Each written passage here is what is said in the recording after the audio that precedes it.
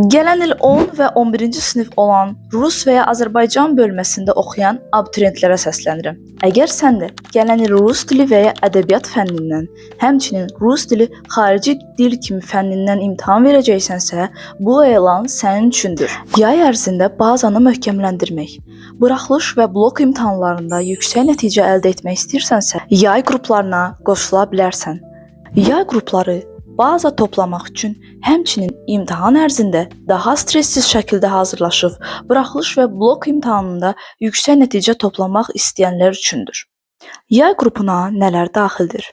Zəif mövzuları mənimsəyəcəksiniz. DİM standartlarına uyğun sınaqlar və testlər işləniləcək.